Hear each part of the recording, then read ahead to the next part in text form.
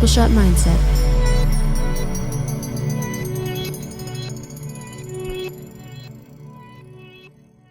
So here we are. It's Friday morning and we have one of the coolest people I know on this show. It's my ma. Oh, yes. Hello, Ma. Right next to you. Hello. Hello. How are you? Fantastic. Good to have you here. Thank you. I'm honored. Oh.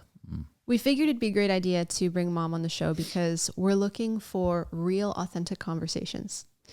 So I would say, Mom, do you remember what the day that you're born on is called in that birthday book? Yeah.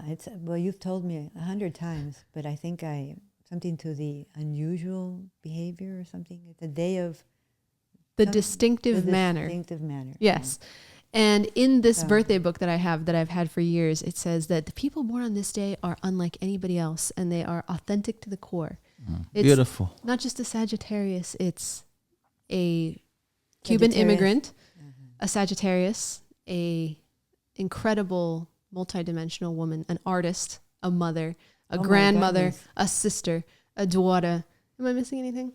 And a professional. Aunt. How about an and aunt? you've worked professionally and you're an aunt and have raised your great-grandmother now too.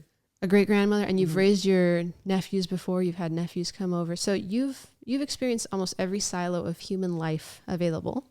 So we just wanted to glean your whiz. What an introduction. Thank you. Thank you so much. That is amazing. Thank you. I am not only honored, but grateful for this opportunity to share whatever it is that I have to offer, because each person perceives different things. So whatever comes forward, we'll welcome it and enjoy each other's company. Good. Well, we had some heavy-hitting questions throughout the week as we've been spitballing amongst ourselves. And Artie had one. And I remember I passed it by you on Wednesday. I don't know if you remember, and that's okay. I don't even know if you remember. No, I don't. But you said it, and then when I said it to Mom, she was like, oh, that's a good question, which was kind of deep and random. But what is the thing that you regret the most in life? Just to start on a light note. Yeah, that's very light. I am not a person that tends to dwell on regrets. I don't focus on those things. That's not my regular way of being. Things happen to all of us, and we all just have to move forward. And my attitude is mostly, let's just get through this, let's move forward, whatever. But as I pondered what you said, I did have a regret come up. And it's only happening to me now, I can say, because of my age and my experiences in life. 5 years ago, this wouldn't have been an issue. But now, as I head into my more adult years, I feel that my biggest regret, if I was laying in bed and I was about to change vibrations into another dimension, I would probably regret not living up to my full authenticity. Whatever that means for me, which I don't think I've discovered even yet. I haven't fulfilled not my purpose of being here, but my fullness of being here, if that makes any sense. Yeah. Absolutely. Yeah. So, because there's so many things that you can look at in different areas, but that's the core regret that I would have, that I would be leaving without really ever being here fully and expressing myself authentically, not through the lens of everything that I've learned or that's been programmed or that's been conditioned into me, but further, deep. Yeah. If you know what I'm trying to say. Yeah. That would be the biggest one, yeah. That would be something I would regret. We asked a question before the show, and my brother said, I would not want to live this life again. You said, I don't want to live this life again. But if you could, would you do anything different? From my perspective Yes. today, I'd do everything different. I would do everything different.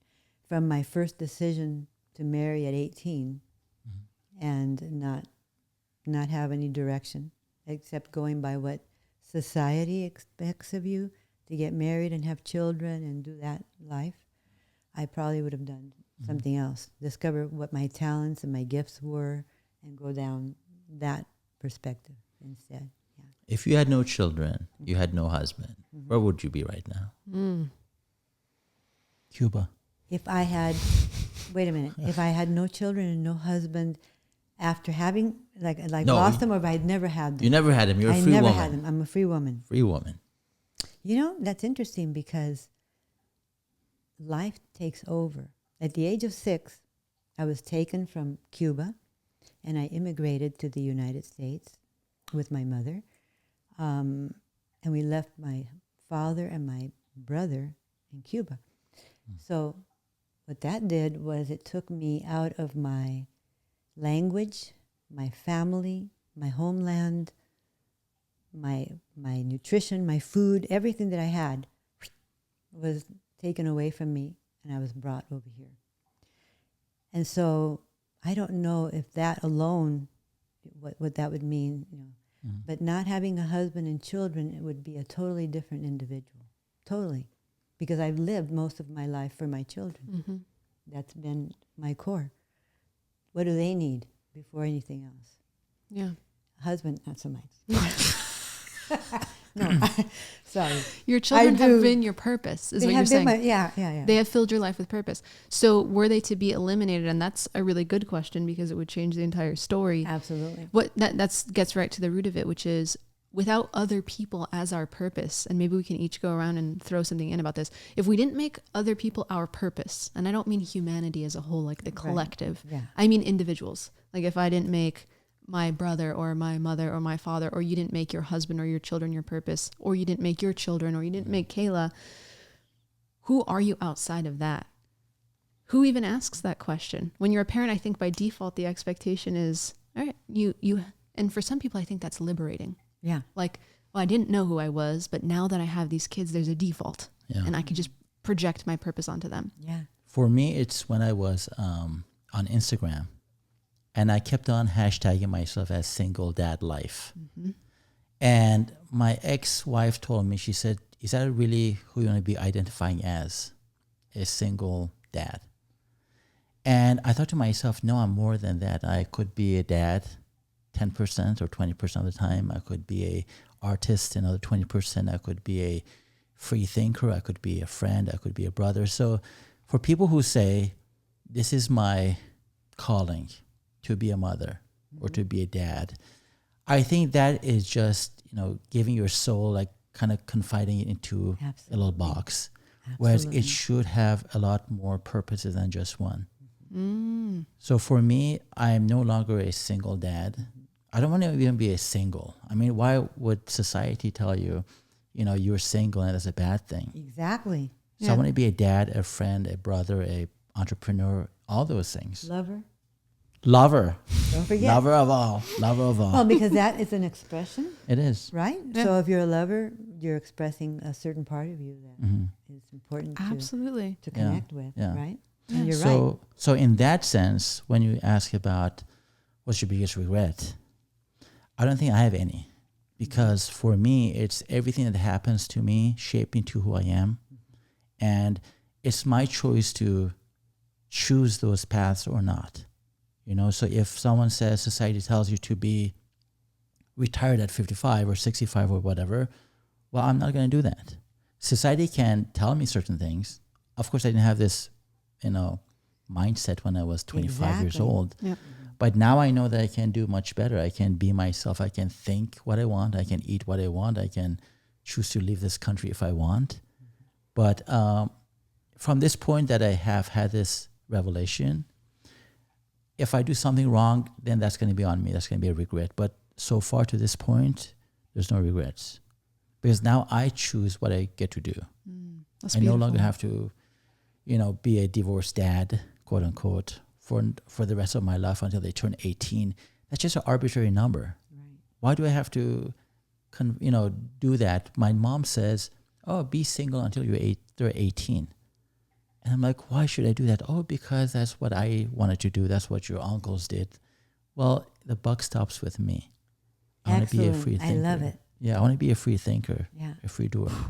Wow. That's beautiful. That's powerful. What a smart brother I have, right? Yeah. Thank you. But you know what Yay. it takes to get there? Because on paper and in theory, that's really powerful shit. But that takes so much self-respect and self-love. And I'm really curious how you cultivated that, because I think actually socially we preach autonomy and independence all the time. It's like you're your own person, especially when you become an adult and you're 18. The big American mantra is, well, you're an adult now. You can do whatever you want. And then everyone turns to their cell phone and says, well, what does society say I should do? Okay, I'll just do that then. There's this awareness that you've cultivated has taken you, I know you're 35, but let's say 34. Let's say you were a little bit older. It's taken you all this lifespan to learn it, to implement it. And you, Mom, are saying that you just recently came into that yourself. Yeah. So how can you give people a jump start? I think someone has to put themselves through a hard time. And some people don't want to do that. Some people don't want to let go of that safety net of a wife, of a husband, of a good paying job. They don't want to do that. For me, I had to learn the hard way. I had to get inspiration from something that happened to me at that point, going through a divorce that I didn't have a hand in. That made me have to sit by myself and think by myself and not rely on my brother, my mom, my ex for my decisions about life. And when you sit by yourself for 6 months without TV, radio, anything, and just consume yourself with books, with podcasts, then you start thinking about yourself and who am I? First, I have to love myself. I have to love my soul, my purpose, because a lot of people don't love their purpose. A lot of people try to fit themselves into societal norms, which I couldn't do that anymore. So I guess sitting by yourself, pushing yourself to start thinking outside the box, it helps you create that vision. And if you have enough self-love, if you don't rely on someone else to love you, to validate you, if you don't count on someone else to tell you did a good job at work, you know that you're doing a good job. You know that you're putting in effort towards your purpose, and it's coming back in terms of me being very satisfied with what I'm doing, with who I am, with my kids, with where I'm in life. And I don't compare myself with anyone else. A lot of people compare themselves on Instagram. Oh, this person is driving a Mercedes, whatever class. And I stopped comparing myself. That is the part right there. Yes. It's That outward part. projections. What it sounds like you're saying to me is you started using your compass for where you should go in life based on how you feel internally, not on what you thought you were supposed to be. That's a totally different day-to-day experience. Like if you wake up in the morning not feeling like P. Diddy, unfortunately, that's aged really poorly. It's a Kesha song, Mom, if you didn't know. I'll play it for you later. But if you wake up in the morning and the first thing you do is go to Instagram, this is just me, and you start taking your cues from, okay, that person looks happy. This looks good. I'm supposed to be doing this. This is what I've signed up for. That's totally different than waking up and going, okay, how do I feel right now? What do I want out of this day? How can I fill my cup so that I can then pour into others from overflow versus leaky sieve? Do you have a camera in my bedroom by any chance? Because this is how you wake up, right, That's Kevin? how I wake up. For Tell sure. us. That's how I wake up. Explain. I don't give a shit about, sorry. That's okay. I don't give a beep about anybody else's, where they are in life compared to me. I used to be like that. I would say, oh my God, so-and-so made this much money. Now they have 2 houses. I only have 1. But then I realized that is not life. That's you are a slave to society and trying to please other people. When I wake up in my tiny little home, I'm really happy because it's mine. And I'm happy here. I don't care what people think. Some people have asked me in the past, don't you want to get another property, like an investment? Like, why? If I don't have it, I don't have it. This is what I have, and I'm happy where I am. I wake up, I'm like, you know what? I can give to my employees, I can give to my family, I can give to whoever I can give, as much as I can give, and I'll give. Because that makes me happy inside. And as long as I'm happy, who cares what other people think about me? So I never look at Instagram in that way. Yep. I look at to see when you guys put up these shorts so I can like it. But outside of that, I just don't use Instagram anymore. Yeah. I think it's poison. Shots fired to Meta.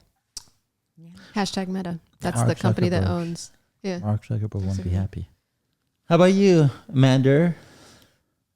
Did I say the name right? You did. Okay. Amanda. Amanda. They say it across the pond. How about me? Well, I will tell you that I never looked at apps consciously thinking I was comparing myself to anyone. For me, this whole thing we're describing has been a very subconscious process. And for you, Mom, I'd really like to hear your take after this, because you grew up in an era where there was no social media and you were still making and forming yourself before that was even a thing. So I know damn well that the impulse and the drive to please others and fit the mold predates cell phones. It predates this technology. It comes from, interestingly, the people closest to us, I think. Yeah. Parents, siblings, and culture. And we'll get into yours in a second. But for me, growing up unconventionally, I was homeschooled for a lot of my K through 12 experience. Then I hit public school for like 2 seconds. And then it was a random tour de cosmetology. So I didn't go straight into school. So it was such an unconventional route that I never had any deliberate messaging from my parents or family saying, you should do this, you should do that. So what did I do instead? I just was really willy-nilly and unintentional. And I don't think that was a bad thing either. I grew organically, landed in different jobs, explored different phases. I was vegan, I was vegetarian, I was spiritual, I was Christian, I was a conspiracy theorist, then a temporary Buddhist, then into yoga. I mean, I went through every human phase that I can think of. Got engaged, got unengaged, Degaged. went into corporate, went back to university, all in different order, because actually I had the privilege, I think, of having no voices in my head. Both a privilege, and you could say that there are some rough times to that. But today, the way I wake up is the first thing that goes into my head is A Course in Miracles, which is the spiritual book I'm reading, and meditation. So I try to stay off anything that subconsciously could influence me, because I know that subconsciously I compare myself to others, even if I don't think I am. Because later when I'm judging myself, that could only be because I'm judging myself against data. What is that data? It's other people, and it's what they're doing. So first thing I pour in is little spiritual shit, and then I get on Instagram. Okay, beautiful. Once the palate is cleansed.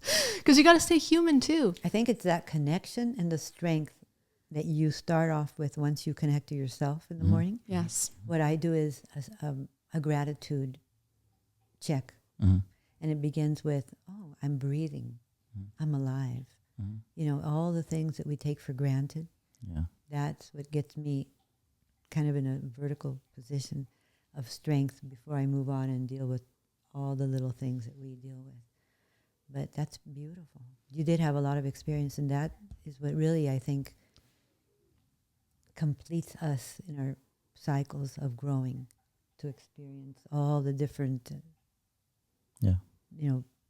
wisdoms in each thing that we engage with. So you had quite a tour. Yeah.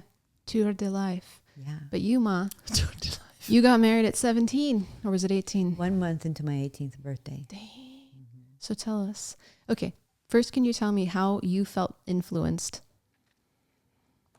and why you felt compelled mother, into that? Not only am I from a different age group, but that other people in my age group that were brought up here in the United States think differently than the people from my homeland in Cuba. And that ethnic core that we have is very strong. And by this age, this is what happens. And by this age, this is what happens. My mother's was, by 18, you're married and you're a virgin because you don't want to start off on the wrong foot. So that was very pressured into us. And I'm married at 18 and, as a virgin. Not recommended. I don't even know if you could find anyone with those mental... Utah, baby. Yeah, maybe Utah. Yeah. Maybe, yeah. They're out there, the whole Midwest. But anyway, that was the culture. So I married, and it didn't go so well.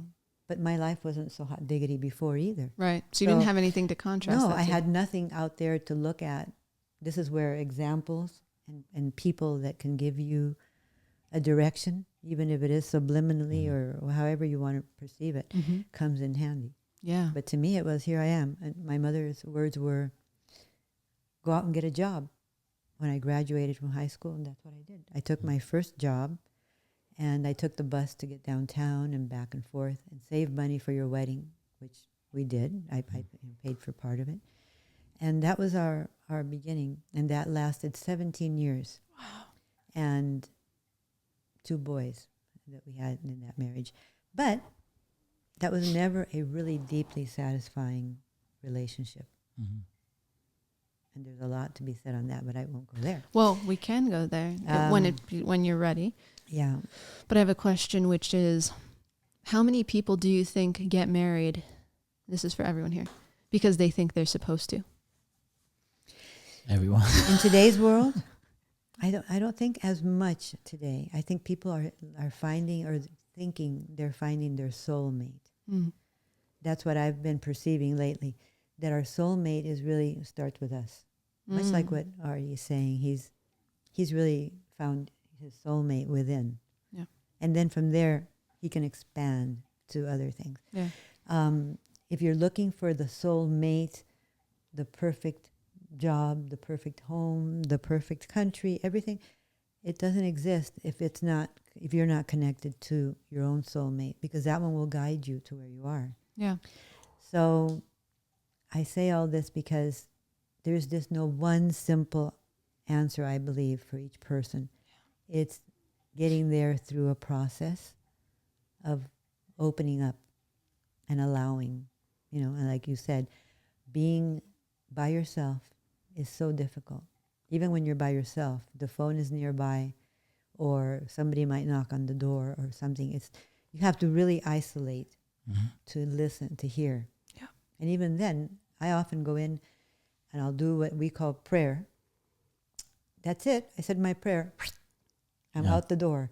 Hello, what about the answer to the prayer? Well, I'll get it later. And when I get my inspirations, usually is 3 a.m. when I wake up in the middle of the night. Yeah. And I hear something and I go, oh. And then I realize this is it. It's coming in when I finally have calmed down enough to hear.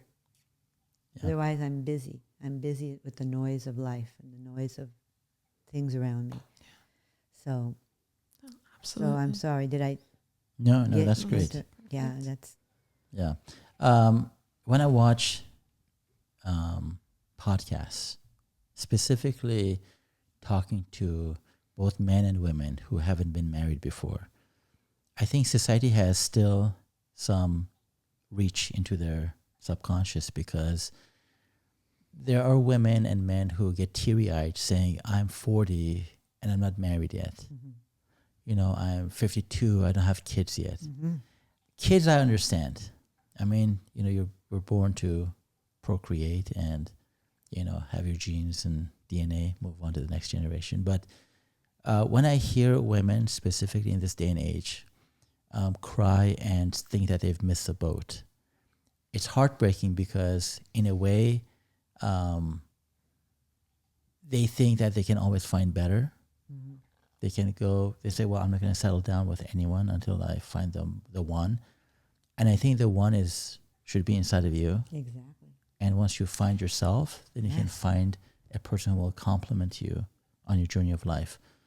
But it's just heartbreaking that mainly women, they cry and they get teary-eyed because they don't have that man next to them. And I just want to reach through the YouTube screen, whatever it is, just to say, find yourself first, because no one's going to complete you. No one's going to give you the sense of wholeness unless you're whole yourself. Why do you think it's more likely or more often that you see women doing that, exhibiting that? I think because they see online. I mean, with my mom, when she was growing up, obviously there was no Instagram. But her mom used to say, a good woman should be married by, let's say, 18. Exactly. And what will people think of you if you're single at 25? Yeah, what would the neighbors say, right? What would the neighbors say? And everything was about what other people It wasn't thought. pleasant. Yeah. No. I think, go ahead. Yeah, but for us, for this generation, at least my mom never said you have to be married. Never said you have to have kids. Never said, what if people talk behind your back, or what if people make fun of you? It was none of that. Well, Dad would sometimes hint. Dad would hint. Like, I would love to have some grandchildren. Come on, get started. Mm. You know? Like, okay, for you, yes, sir. But I think people are just chasing societal norms, Absolutely. chasing how to beat the Joneses. Mm-hmm. And that would be the worst scenario in either your career, what you study in school, who you try to be friends with, who you marry, why you have kids. Those are all things that people take on because they think they have to do it. Yeah, they're supposed to. Yeah. That is why I got engaged. I can tell you that. Because I thought you weren't supposed to be in a relationship for too long before you got married. Right. And you certainly weren't supposed to do any of the fun stuff without being married. Right, of course not. So But for me and in my generation, which is one of the latest and greatest, no, just one of the latest, newest, is it was, I think women have been trained to believe that their worth is not complete unless they have a counterpart, specifically a male counterpart. yeah. So you haven't met your potential. You haven't hit the quota of production. And if you don't have kids, there's a similar training in that. So it's very closely aligned with worth. Mm-hmm. And then I know there's something now called the male loneliness epidemic, which is men who are single who actually feel acute loneliness, but because of not being taught how to express emotion or express vulnerability or get their needs met, cannot find a match or don't want to find a match or just kind of self-sabotage. And if I'm spitballing and guessing, I think the root is still the same thing, which is the self-worth piece. Yes. Isn't there? The connection to yourself, to your soul. Like Disney, right? In 1937, they made Cinderella. And she's a great person, but she's nothing until the Prince Charming comes and saves her from her horrible life. And then she's somebody now. I grew up with those. Yeah. Yeah. So Sleeping Beauty and right, all of those. right. Mhm. So my daughter, when she was watching this stuff at 2 or 3 years old, my very wise brother, very wise, he said, show her something that's empowering. So we jumped to Mulan. Exactly. One of my favorites. Right. Amanda and I love. So since then, when my daughter says, like, she's having like a bad day, this happened, I'm like, be a Mulan. Would Mulan do that? Would Mulan be crying like, oh, daddy, my arm hurts? Say, F it. Stand up. Say, it hurts. So what? Deal with it. So I'm raising her to be a, hopefully very independent, not relying on men, not buying into this societal crap about you need a man to be somebody. So we'll see how that turns out. But I But you think do she's need on the opposing energies, right? Because as much as women can be independent, which is great, I think a alpha female in the household is going to wreak havoc on the dynamic of male-female energies. Tell us more. So for me, I would like my woman to be independent, but also understand the roles. Because if I want to marry a man, I would marry a man. Yeah. If I want to. But the reason I'm attracted to a female because of the female energy, mainly. I thought it's the boobs. Hmm? I said I thought it's the boobs. Right. Well, that's a close second. Okay. But so for me, I love the independence. Everyone should be independent to a point that they understand who they are and the purpose of their existence and the purpose on why they want to get on that journey. I think to that extent, I love the independence. Yeah. But I think if I can't rely on my partner to do certain things for me as a woman and for her not to be able to count on me to do certain things as a male, then we just go into our little pods independently and live alone for the rest of our lives. So I think there has to be, independence is great. Everyone has to be independent.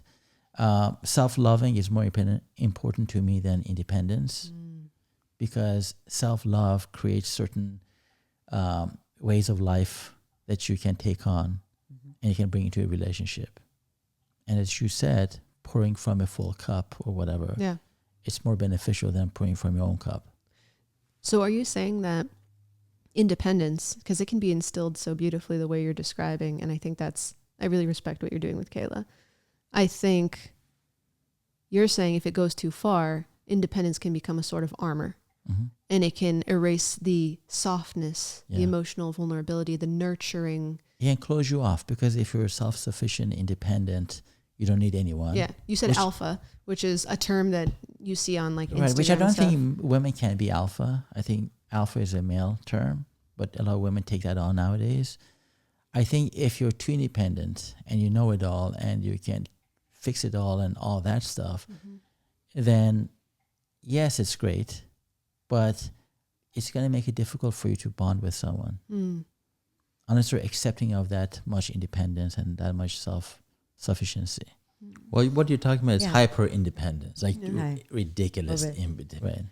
I think what I'm doing, and because she's an only child, I think some independence more than normal would help her get through life because she doesn't have anybody else to rely on. Like there's no Right. sibling say, hey, you know what? I feel sad today. She kind of has to do it on her own one day. So that's why I prep her for the day that I'm not here on this earth anymore in like 200 years from now. Yeah. Yeah. But, I want her to be independent, but of course she has to have a very strong inside and also not be so independent that you're like, you know what, don't touch my car. I'll change the carburetor myself, you son of a bitch. You should say, change the carburetor. I don't know how the heck to do it, but I'll cook you some spaghetti. Yeah. You know? Absolutely Yeah. ideal. Yeah. Yeah. With That would meatballs be or the no ideal. meatballs? Yeah. Meatballs, for sure. Oh, good. I We're in. I heard If once there's you meat, we're in. I heard once you put meat on carb, Yes. somehow it becomes better. Like I've heard if you just have, I watched this on YouTube. Yeah. YouTube is my source of information. But somebody said, oh, you're putting tomato sauce on your spaghetti. Now add a meatball, all of a sudden the whatever index up and down. Now Oh, it's yeah. actually good for you. That's You're not true. going to Yeah. get, That's Yeah. true. yeah. You You can digest hear at a different you rate. can hear anything you want because they also say if you have carbs with meat, that's not a good combination. That you need above ground Yeah, the vegetables carbs and with beef. protein. The protein. You need fats. Yeah. Yeah.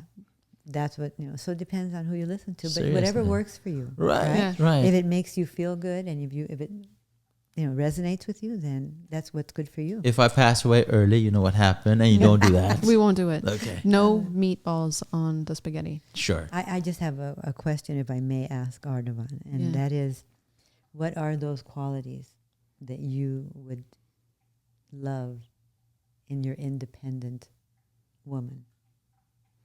The quality I want it to be have a growth mindset. I want her to be thinking and trying to grow and understand her emotions and thoughts and why they occur.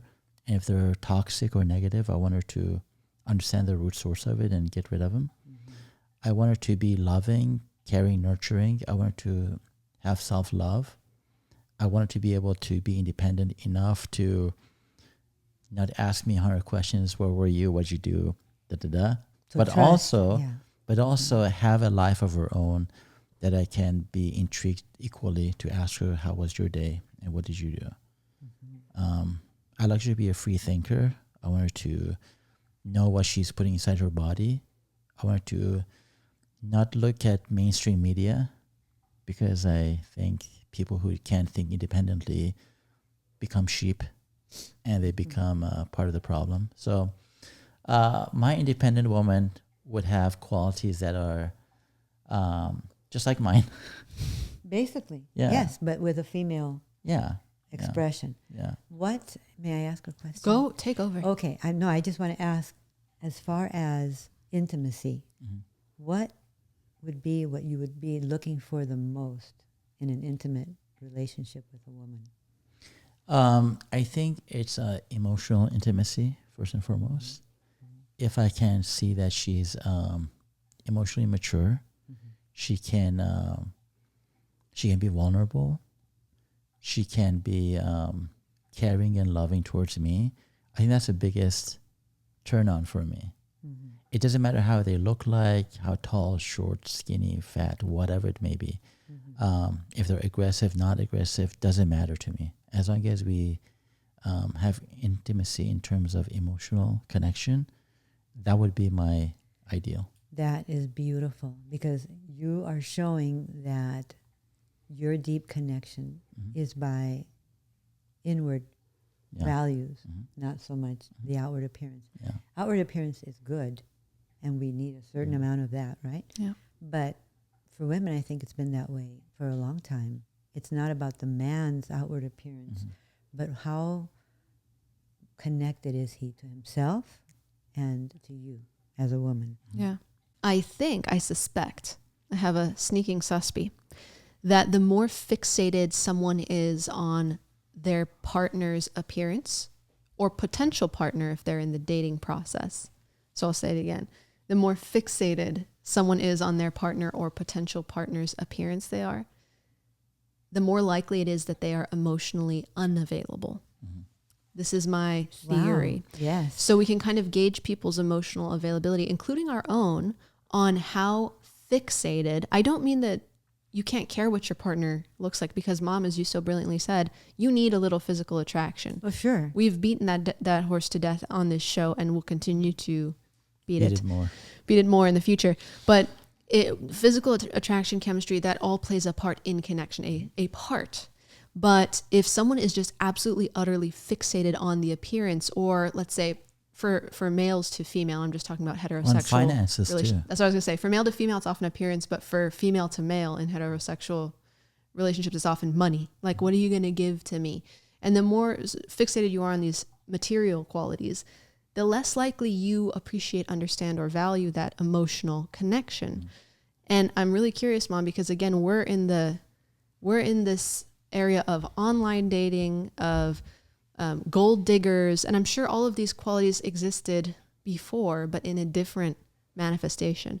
So when you opted into your second marriage, what was your thought process? Were you thinking about emotional availability? I am honestly going to say I had not grown to any deep degree. I had just gotten out of a 17-year marriage, and it was not a pleasant experience. I was the one that pulled the trigger, had to sell the house, start over with 2 boys. But I was looking for more of an emotional connection, but I didn't really know what that meant. Yeah. It was still the same parameters that I had maybe 10 years before. I knew something was going wrong, but I didn't know how to fix it. And whenever I tried to address it, the other person was not interested. They just kept saying, "You're just nuts. This does not compute. Sorry." And that was an old world Hispanic gentleman who is still in that same bubble today. That person has not grown much in all these years. So my thought was, I didn't make the first marriage work because I had to get divorced. And what I always wanted was a family that was close-knit, that I had many children. I wanted to have a lot of kids. And I wanted them all to be musical and, be good at sports if that's what they wanted. And I wanted it to be like what you see on television, the perfect family. Yeah. And that, the Brady of course, didn't work out either in the same sense. I have lovely children. I have 5 altogether. This is my only daughter, which I'm very proud of. But she's been instrumental in my growth because she's mirrored a lot of things to me and explained things that I didn't even know were problems. And I'm now talking to her going, oh, wow, yeah, that makes sense. So I've been doing a lot of growing. So I don't think it's an easy answer. I think it's the same thing. I think humanity at large is coming now to a point of wanting more. We've already had the houses, the cars, the lovers, the finances, the vacations, and then you come back and it's like, is that all there is? No, there must be more. Well, now we're going to go for this other thing and this other thing. And I think what we want really deeply is, if we do have a partner, for that partner to really get you. Yeah. So that when you look into their eyes, you see beyond their eye color. You see, their soul, their truth. And that connects, that's what connects. To be seen as a soul. But as Artie would say, and you said, and I think Kevin would agree with, and you could tell me if I'm wrong, and I might have said it too. I think as we all have come to this conclusion of, it ain't going to happen if you don't see yourself first. Exactly. So you can flip from partner to partner to partner to partner to lover to lover to lover to lover. And if the one common denominator is that you don't see, love, accept, and are crazy about yourself, good freaking luck Yeah. finding someone else to fill that hole. Yeah. Void. Emptiness, the void. Not whole void. I like that. Yeah, a void is much better word. Got to fill that void with Yeah. yourself, Mhm. I think. With the love, I think with the unconditional love that we were created to be is what I think it really is, because we are created. That's a matter of opinion as well. Yeah. But I didn't come from slime. Thank you. And I really feel that there is a spark of divinity in each and every one of us. And Yeah. that's the spark. That's the spark that liberates you Mhm. from all of those things that we've been talking about. Right. When you recognize that spark, honor it, Yeah. Mhm. and feel the gratitude for knowing Mhm. who you really are, Mhm. then you can move forward with others, on a different level. And I also feel unconditional love first is you. Mm-hmm. In most cases, it's your mother too. Mm. But then a partner, as much as we love them, I don't think there's unconditional love there ever. Mm. Because there's always going to be something that you did wrong. They're going to say, you know what, screw you. Well, that's the ego. That's true. That's the ego of, But you can, don't you think you can meet somebody that you can talk to and say, this is what I'm feeling and need? And if they really respect you, as that would be unconditional love, is to say, what do you need? What can I do for you? And that would melt a woman's heart. For me, it would melt my heart. I think those Somebody that would people say- are there. I just don't think they're there for everybody. Oh, Like maybe 1% of the population has That's- unconditional love towards their partner, mhm. whereas they'll do anything for them. But I think in most cases, when it actually comes down to it, you say something the wrong way, you do something the wrong way, all of a sudden, you know what, I don't want to be with you anymore. Well, that's not unconditional love. Yeah, it's not I mean, unconditional. look, listen, if you get into a relationship with someone who is more egocentric, has had trauma, hasn't worked on themselves, maybe they were brought up in a household that certain things had to be a certain way. I think, but if you meet someone who has done the work, who has the strength to look inwards and see what issues are lurking and get rid of them, then if you get to that person at the right time and they put ego aside, they're no longer a narcissist, then you can find that connection. Mm-hmm. I think maybe I feel that way. some of us, our frequency is out of need or out of timelines. Something has to be done before I turn 35, for example, or I have to turn 40. So you get with someone and those things are still there. Those issues are there, but we decide not to look at them and just sweep them under the rug. Mm-hmm. But I think if you find someone who is strong enough and mature enough to get rid of those issues, you can have a partner that will certainly look into your eye without any want anything in return. They can look at you and say, what do you want? Because your needs and wants are important to me just as much as my needs are to myself. So I know most moms have unconditional love, but not all moms. But you can find people out there, not just 1%, I'd say 50%. Oh, you're very optimistic. Just having seen so many married couples around me, literally maybe 1 out of 100 are really, really happy and really successful. Ego aside, they got work to do aside. I think love is love. Yes, it gets affected by other things too.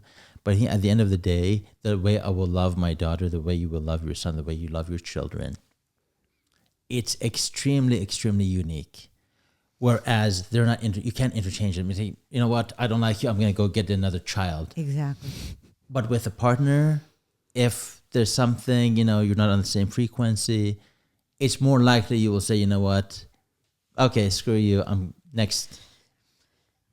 But that brings something up, and that's true. Your kids are your kids, and that's never going to change. Your husband or your wife can change.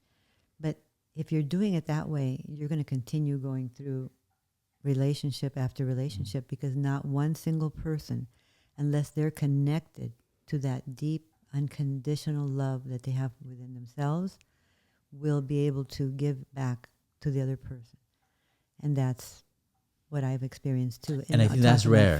That's rare. That's and that's why I yeah. said 1%. Yeah. Because yes, there are people out there that are that person to us. But I feel like not everybody is mature enough to look inside, work on themselves, be that person. There's always a little bit of ego that always comes into play. Is it possible that we have to attract someone into our lives when we've reached that point that's the same? Because we technically attract what we already are on a certain level, right? Yeah. So maybe we have to be in that state of unconditional love, of surrender to something within us, the higher power or whatever. That love that then we can have somebody walk into our lives, or we can walk into their lives and connect at a level that we didn't think was possible before. Yeah. But we have to be there first. Just like you when you got married at 17 or 18. 1 month into my 18th. I think people have two lives, and I've talked about this a few times. I think people think they have two lives. One is like, this is a life I'm going to live until it runs out, and I'm going to live another life. I'm going to correct my mistakes in the second one. Mm-hmm. But the sooner you realize you just have one left, one life to live, that's why a lot of people, when they turn 40, like my ex-wife, she thought to herself, is this a life I want? Or is it another life that's better suited for me? And so she made a change, which I applaud her because it made me change too. Mm-hmm. But you attract whoever you are inside to you. So if at age, let's say 30, 35, you got married, at that point in your life, certain things were important to you and certain things were important to her, and you guys meshed, right? But as you both grow, I think that distance could become more and more if no one's willing to, course correct in a way that's beneficial to both you and her, or vice versa. But I think you only course correct if you're going in the wrong direction, opposite of what you wanted. Like, example, like if you get married to somebody and you're very much in love, and after 20 years of marriage, you're like, here. It's not necessarily that you have to force yourself to come this way. They have to force themselves to come this way to meet you. This is their truth. This is their truth. Anything, at some point, the trajectory starts going further and further apart. In the beginning, like Tony Robbins said, one of your favorite people, Anthony Robbins. Yeah. If you hit a golf ball, and if you're even like 2 millimeters away, by the time it gets to the hole, it's that much further away. Right. My point is, I don't think you don't have to consciously course correct and change who you are just so that you can match the other person. You can still be who you are. They can still be who they are, and they can still love each other. You don't have to like be stuck together like this. Remember that tree example I gave you? Yes. Like, yes, you grow like this, and it's okay if you guys do this, right? As long as you're doing it together and you understand, you have the maturity that, you know what, you're you, be you, I'm me. We don't have to like be connected at the hip for us to be lovers. We can still be lovers, but be individuals too. Sure. Yeah. But I understand the course correct meaning within having the awareness. Right. The awareness. No, of course. Because it all depends on how open you are to the other person's needs. Right. And if you go that way and this way, and there is no getting back, Eventually it's going to... Eventually it's going to just fall on, and it's... Right. But I think the most empowering couple would be the one that accepts each other for where they are, who they are, and no matter where they go, that love and that respect and that honor is always going to go with them. Yeah. And then each of them can grow to their maximum potential, whatever that is. I think it becomes exhausting though. Like, I mean, yes, great. Everyone can be different, but it could become exhausting as you're just slowly but surely going more far and far apart to a point that, let's say, your values are, let's say, eating healthy. Your values are, not believing certain propaganda on the news. Your values are, being in touch with your soul and da-da-da, right? Let's say that's your truth. Yes. I'm living that right now. So let's go. Let's see where you're going with this. And let's say the other person, they like to, eat chocolates and have, Diet Cokes every 2 minutes. They like to believe in the mainstream media. They like to go get jabbed, right? At which point, I mean, yes, you can love the individual, but I think that love becomes more of a friend love than a partner love. Yeah. Because in my life, I want to be able to, at least 90-95% of the things that I think and believe and do, I want her to share it as well. Yeah. Yeah. That's how you celebrate life fully. Can I say? May I say? Go May I ahead. speak? Sure, go I'm ahead. the youngest here, so I don't have a lot of experience. Between the three of you, you've I all... thought your sister's younger than you. She is, yeah. You all have been Spiritually probably speaking. married over 100 years combined, which is fine. Oh, wow. That's shit. Is that true? I It's don't know. It is. It is. I can. Wow. My chunk alone will take more than half a century. That's true. So I'm just spitballing from observation. My Sure. favorite thing to do is spitball and say this is just... Spit it. My thought is this. Compatibility is essential. And compatibility is also different from person to person. Maybe for Kevin, it's actually a compatible relationship for him to share some similarities and be okay with differences in values. For him, maybe that's okay. For you two, I'm just going to go out on a limb here and guess, you probably like to have partners who have the same values that you do. Because there is a desire to share the same experience. Meaning, if we're both sitting and eating a meal, you're eating the same meal because you both value health. And you You're enjoy watching, it. And you enjoy it. You're enjoy watching it. the same TV because you both value the same types of Whatever it is. documentaries. You're going on the same types of hikes because you both value fitness. But who's to say that your version of compatibility is the only version? There may be people who actually want to sit in a room with someone. He eats a burrito. I eat ham and eggs, and we go like, how's your burrito? Great. How's your ham and eggs? Great. And we don't even need to have, like, that's not a requirement to feel intimacy. But that's true. I'm sorry to No, but hit me. But my I think I'm with you on that. But I consider those both healthy. Okay, So the that's bad not example. the- Sorry. yeah. So that doesn't- so you he's can eating sound- you can- McDonald's and I'm eating a salad. Is There that you better? go. That's Organic. better. Yes. But that's just a a tip of the iceberg. I Yeah. think those are just manifestations of the physical, Yes. right? But if you go deep down, maybe he values, for example, spirituality, and she values, let's say, Satanism, for or example. materialism or materialism. whatever. Let me, before you go... We're not talking about you specifically. No, I know, but before you go like ridiculously, there has to be compatibility. Yes, like we both think like porn is horrible, for example. Porn or porn? Porn, Can't- for example. Can't date We me. both Porn feel is like, good. you can't be with multiple partners. For example, just very... I mean, there's things in common that are like... You're not going to compromise on any of baseline them. Your is great. non-negotiables You're are not going to something. compromise on like some really The heavy deep one, yeah. Yeah. values. Right. It has to be there. But like I said, you can, for example, she can love yoga. You can say, I hate yoga. I'm going to go play basketball. And that's still okay. But that is fitness. Exactly. And that falls into the same category. It's not burrito versus taco. Yeah, no, I get it. I'm That's just why I saying, said the values, the groundwork of a relationship, the core values. Core values, yes. Yes, they everyone have to should be the have a same. core But value. you can be different people and still get along Absolutely. and I didn't enjoy say each that. other. I said for example, if I want to go get the jab, okay, and don't get us banned from my YouTube. partner says I hate the jab, that's a whatever. Yeah. I say I love traveling. She says I hate traveling. I say I like black. I hate white. Whatever it may be, right? I think that creates a little bit of friction. Yeah, along for the you. way. For you, For for you. everyone. I'm I'm not so sure. There could be people say, you know what, you love travel, go with your buddies, go camping. Yeah. I'm going to stay home. Yeah. Have fun. And they're still going to... That's called trust. You trust Yeah. this Yeah. person. You trust her. Yeah. I'm saying some of the other values that are Like what? important. Let's say I like to eat McDonald's and smoke cigarettes all day, Yeah. and she likes to go outside and do yoga and meditation. Yeah. And Okay. have salad. Okay. If it works for that couple, Yeah. it works for But that couple. what if there's a greater value they both share There that could has be. is something There could else be. But I'm saying in an ideal, you should have all those pillars.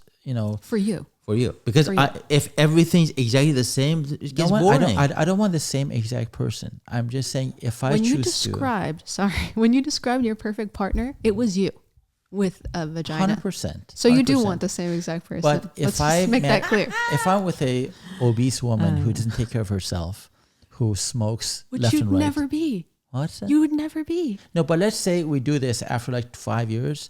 she starts smoking and, laying around the house and making porn videos. And I'm out, meditating and eating a salad.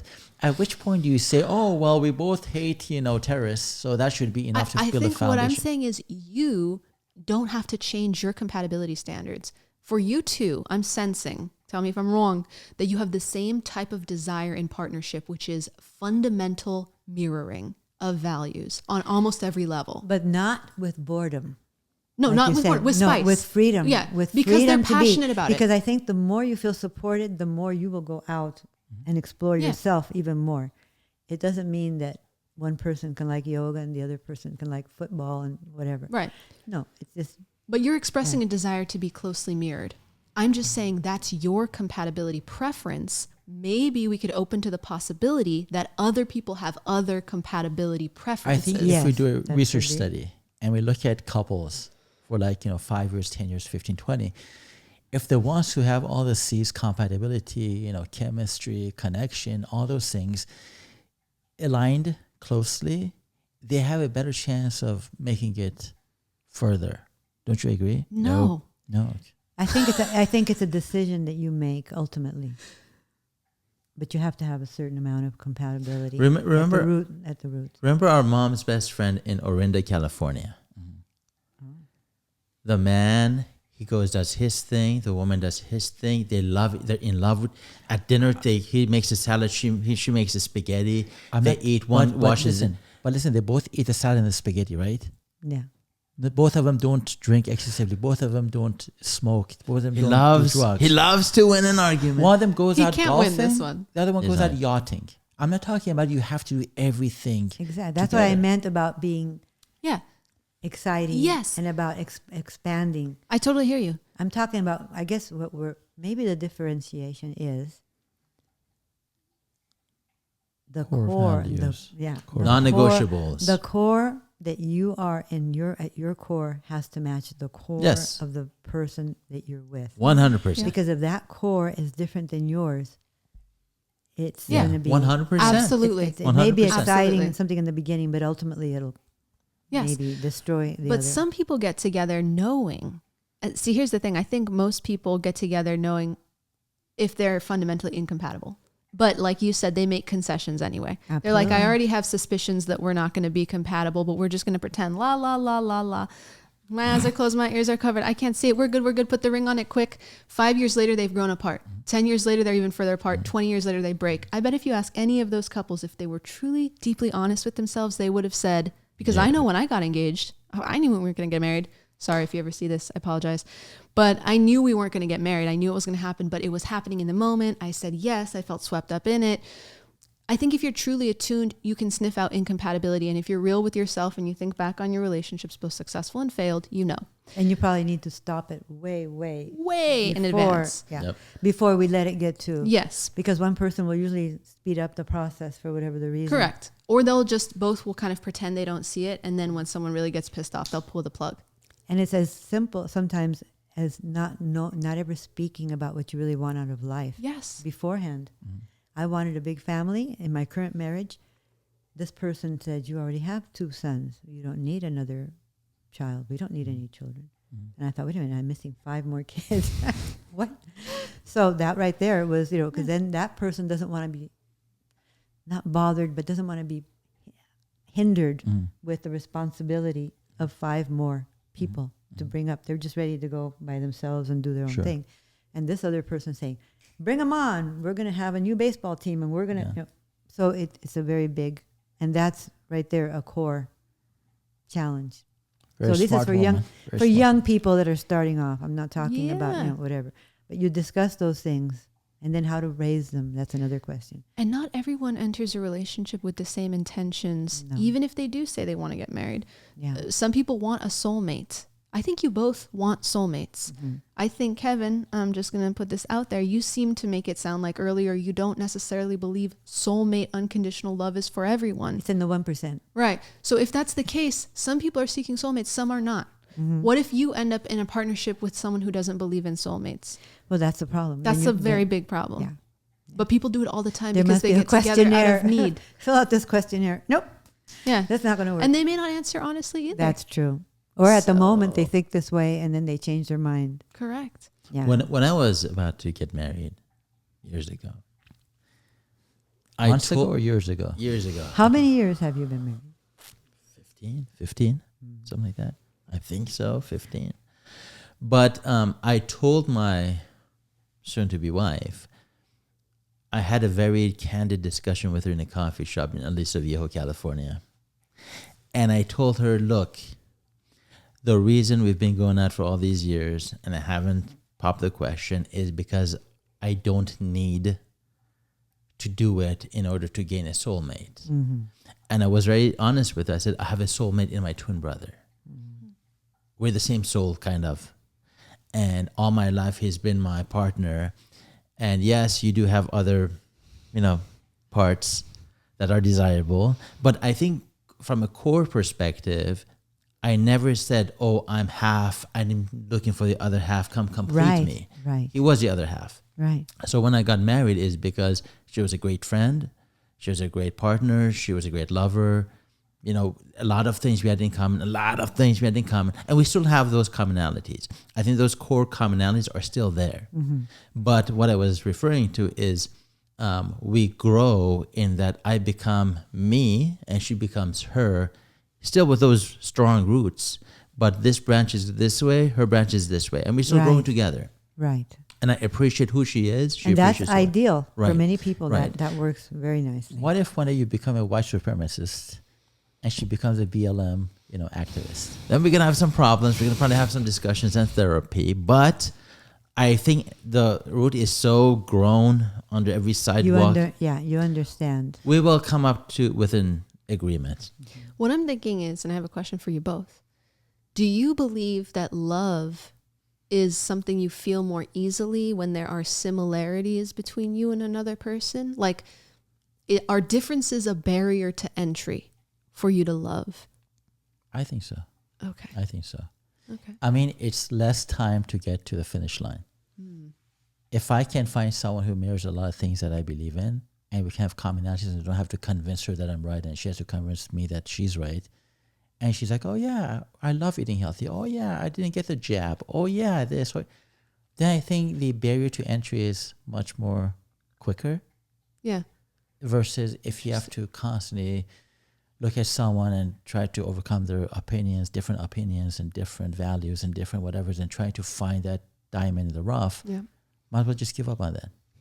Well, the thing is, what you referred to is it's a very deep core belief. Do you believe in your own body, and do you feel like protecting it and doing certain things a certain way? The other person tends to be more of an outside informed person. No, this is what's being done. This is what I accept. This is what the majority of people are doing, so therefore I'm going there.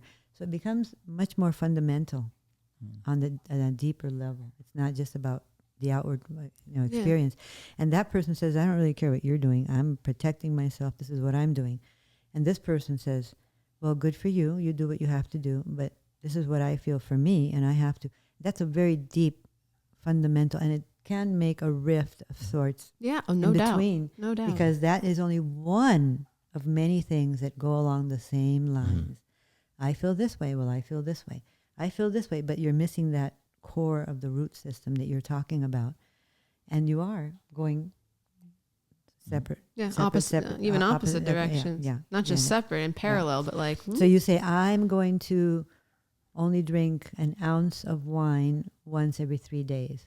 Well, I think wine is good. I'm taking 6 to 8 ounces plus a beer every day. Okay. It's your body, and you're going to do what you're going to do. But somewhere inside, there's a deep, there's a deep, a red flag, so to speak, that something is not. Just because you ignore certain red flags, or say, roll your eyes behind his back, doesn't mean that's compatibility. Not at all. It just means you're just trying to keep it together with the idea of, oh, well, people are different. Da, da, da.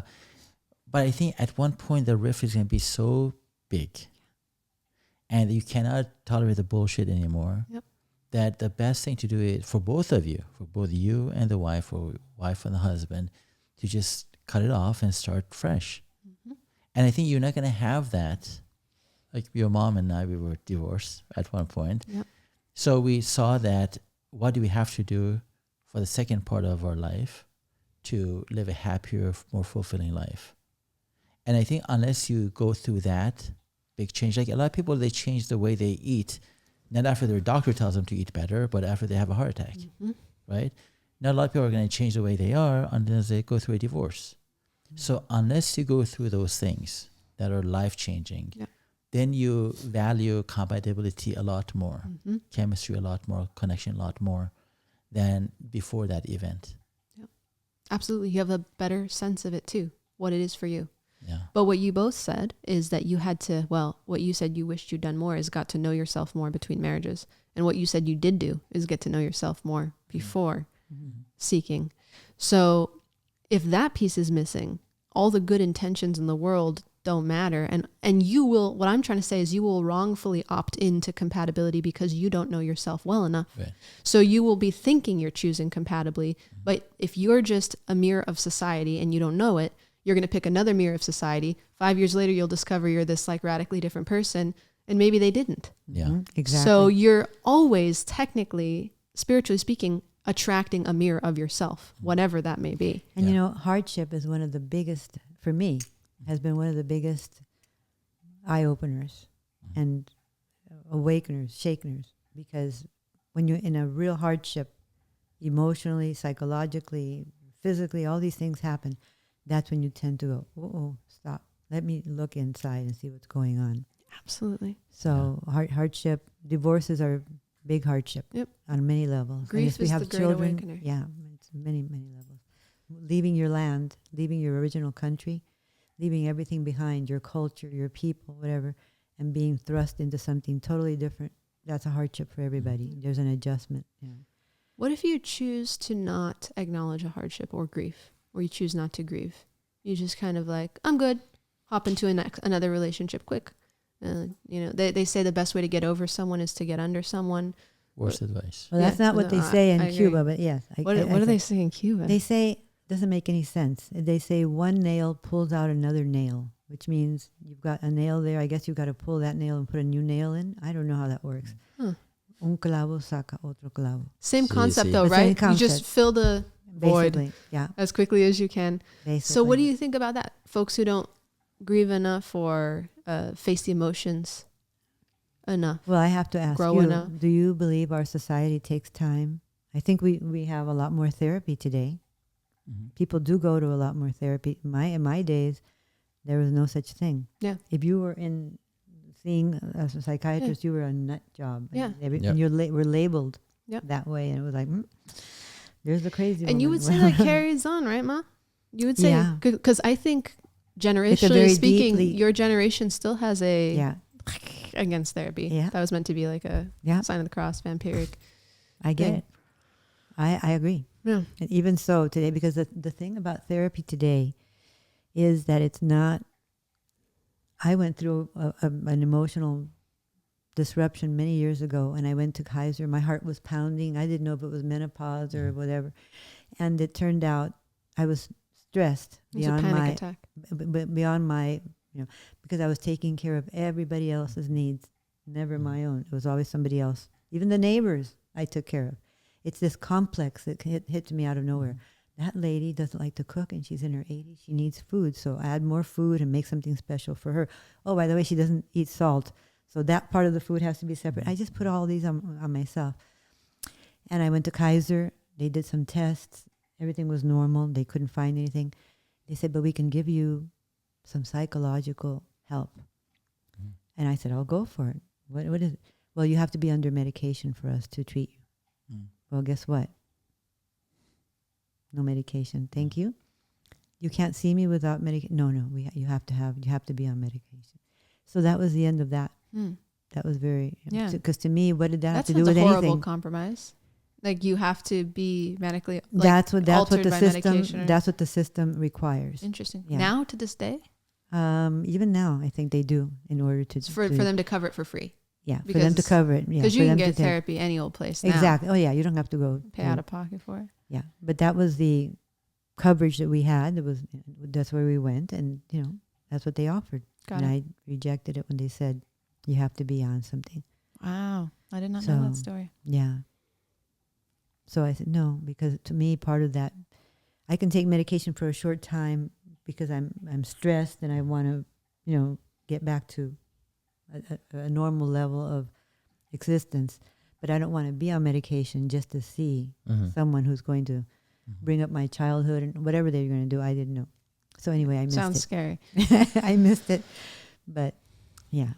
So that's a very, very deep topic that we're talking about right here. Mm-hmm. And it's, I think, in the minds of many, many millions of people today. All of us are looking for that. There's something that my brother said, my smart brother, good brother. About time he give me a compliment. When he said, you drift apart a little bit and then you go like this. Isn't that the course tuning correcting? fork. That's Isn't a tuning that course fork. correcting, Kevin? Because if you didn't course correct, you would continue doing this. But if you do this and then you do this, you both had to have course corrected. Well, Yeah, when you're with somebody, yeah, of course, inside of you, like, you know what, I'm not gonna go to strip clubs. Course correct. I'm just being funny. Therefore, when I said you got a course correct, Yeah. like, well, no, you got to be who you are. No, I didn't say no. No. I never said you don't have to. You have to be emotionally intelligent to understand what your actions do to But your what partner if and your correct partner is yourself. going this way, and you keep going this way just to please her, Which just many to keep do. that? Yeah. Many You do compromise. that. Many do that. Yeah. Compromise to the point of losing the self. Yeah. That's very common. You can't lose yourself. You cannot. Actually, you do. Well, you do. You can't. You But do. be- I've done that for many years. Yeah. I've done that in my own life for many years. And Amanda's the one that's always bringing me back to. Mm. I speak with my hands. No, Have it's you okay. noticed? Yeah, so do I. I'll have to just Are you sit here. Italian? Yeah, the Cubans the same way. Yeah. Because you keep ignoring your needs. Yep. You keep ignoring and just, Suppress you don't it. even acknowledge them. So you're not ignoring them because you don't know that Yeah. they're there. Yep. That's even exactly. worse.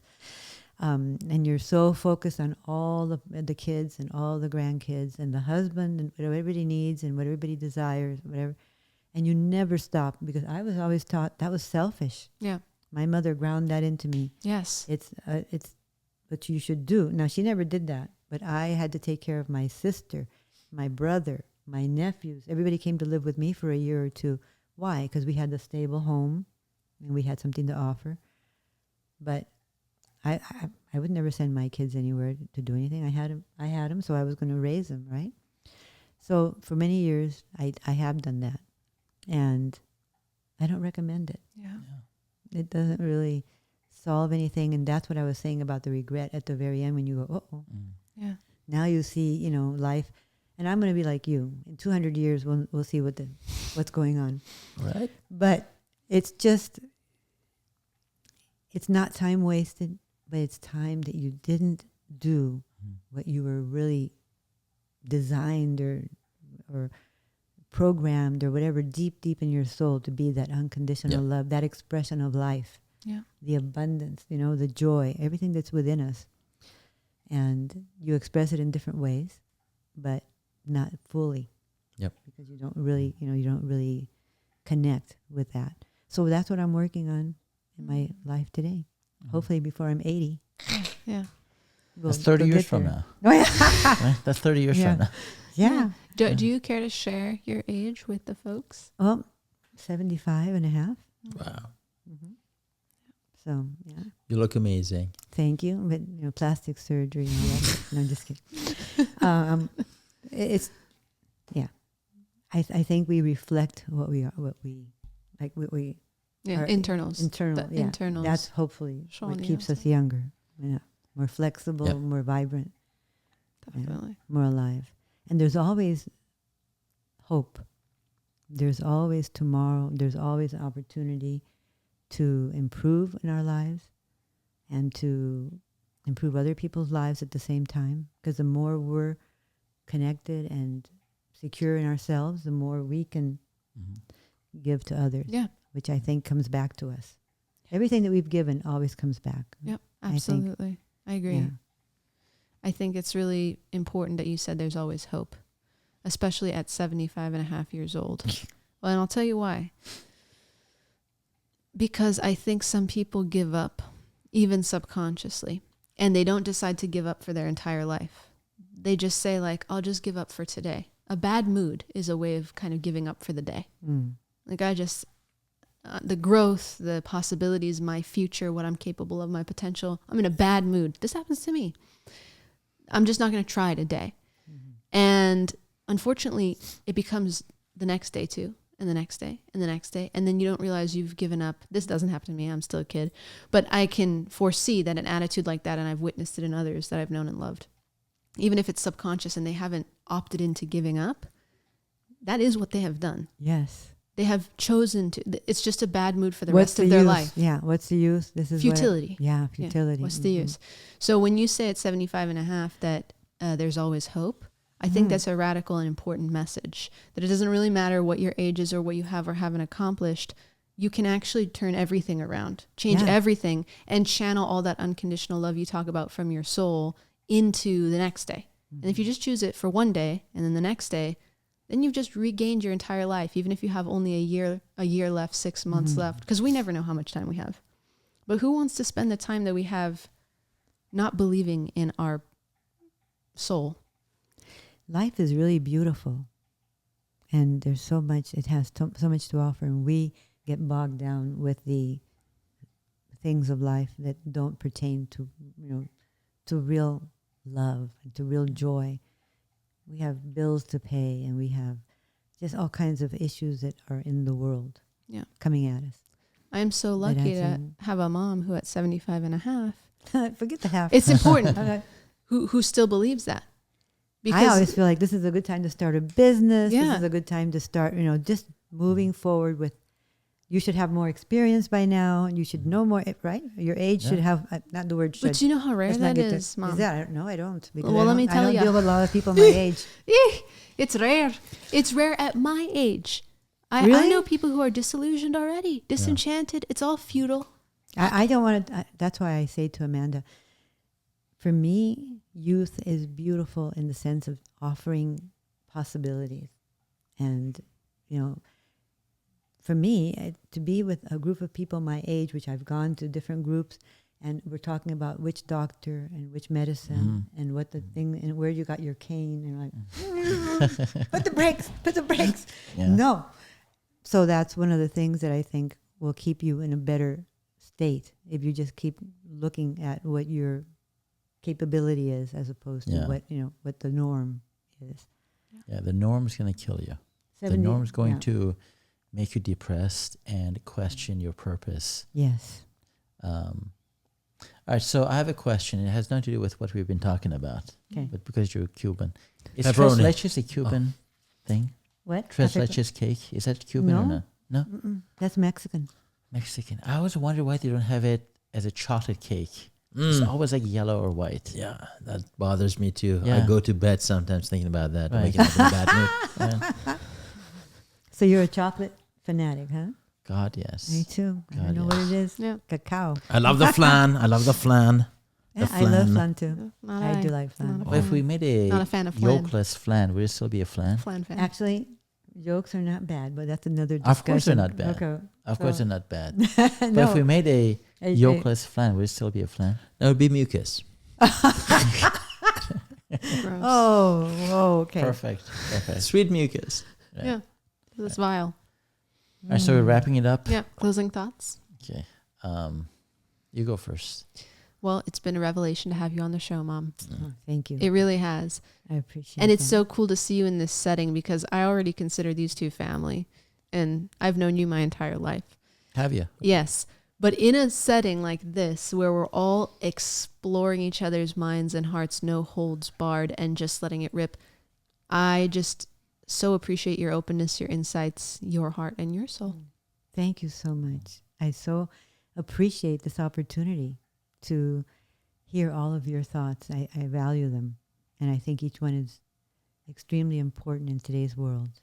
People will resonate with each one of our voices based on where they are. Mm-hmm. And you kept saying the two of us because we do have a lot in common. Yep. And she's told me that before.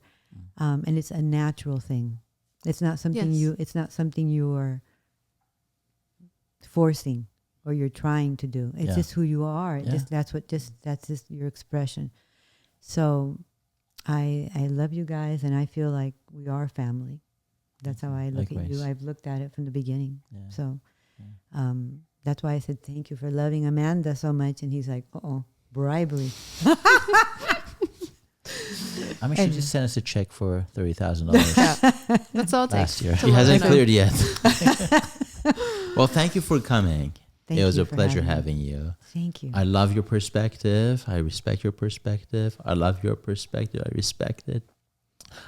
I don't think there's any right or wrong here, but I think we're all on the right path in terms of having our thoughts going in the same direction. There may be little things that are different, but I think overall we're all on the same page, which I appreciate. Well, from the objective side of the room here, Oh boy. right? Uh-oh. I always thought, who am I going to find in life that shares my perspective? Yep. And we found her. Yep. Boom. We found her. Yeah. But honestly, I think I don't wish this upon anyone, to go through a divorce or something traumatic to change and grow. But I think the reason me and her would probably, talk different than maybe other people in the world is because we took that change, that crack in our armor, and we actually looked within to see what's inside and how can we change it and how we can improve on it for the next go round. So thanks for being here. Thanks for thank you. being my sidekick. Yeah. And we all the time we talk about you. We say Ma. Yeah. Ma. We refer to Call you you as Ma. Ma. because we love Amanda as a sister, and you're the mom. She loves you too. right, thank Ma. you. Loves you too. Don't, Mom, don't And tell I'm him. proud. I'm proud. You still get a paycheck, so you have to say that. Oh. Oh. Yeah. Love him a lot. Love him a lot. Triple Shot Mindset.